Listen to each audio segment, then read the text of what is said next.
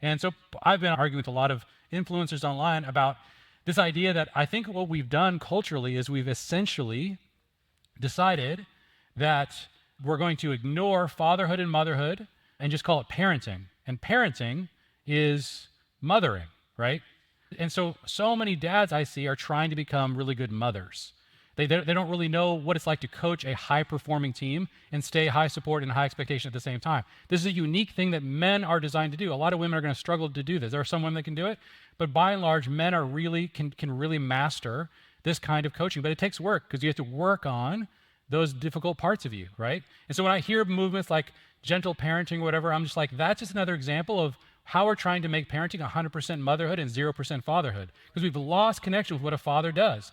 If a family is a team and there's a vision, we've got a game, and we've got hard things we're going to do, and I'm going to coach you guys to do it. We're on mission. We need that thing needs a father. And a lot of the things that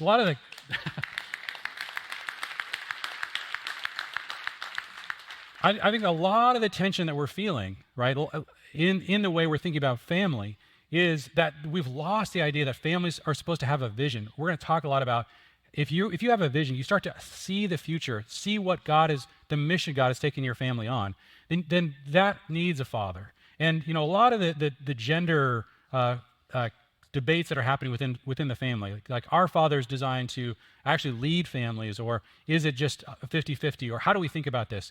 I always want to take a big step back and say it just depends on what you're trying to build, right?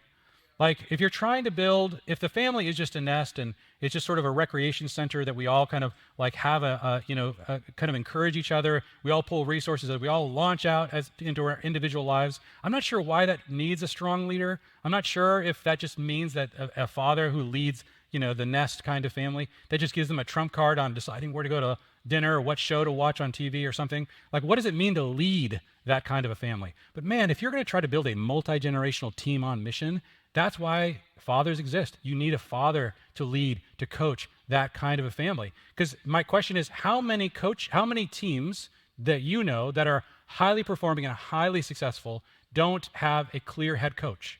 Like we've run this experiment 1,000 times. We know how to create a high-performing team. And it isn't by being confused about if there's anybody who's leading. No, there's a head coach. They lead, and they're responsible. And if the team loses, they take that personally as part of their responsibility. Like that is how you create a really healthy team.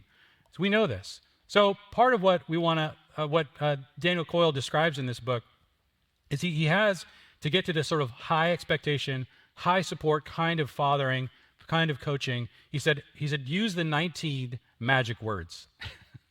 And I love this phrase. This 19 magic words, he said, when you say this to a player on a team, something happens to them. They sense both high support and high expectations.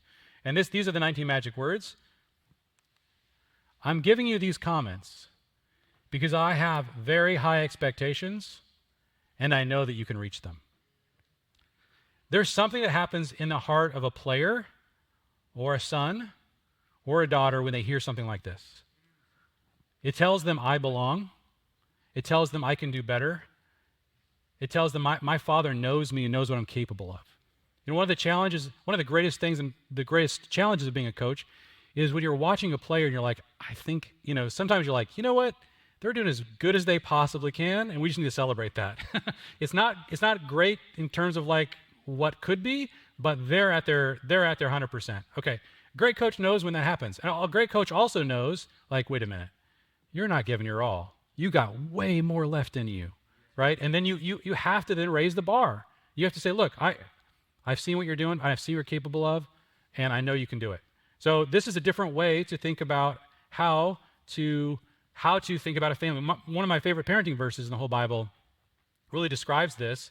In John 1:17, we read, for the law was given through Moses, grace and truth came through Jesus Christ. Well, one of the things that I hear when I hear this verse is that there was a foundation that God as a good father lays in the heart, and he did this with his people. I'm going to start with the law. A lot of times the first stage of fatherhood is making a really clear baseline for your children. Like, here's the law. These are the basic expectations of this family. This is what we need to be about. This is justice. This is righteousness. that is unacceptable. So you're doing a lot of that work, right, in the foundation laying, and as your kids are 4, 5, 6, 7, 8 years old, and then there's a transition that occurs where you have this high support, high expectation kind of like you're raising the bar on both times. And this is what John said came through Jesus Christ. Grace and truth came through Jesus. We learn from Jesus that he poured grace on us. He said, you belong. I love you.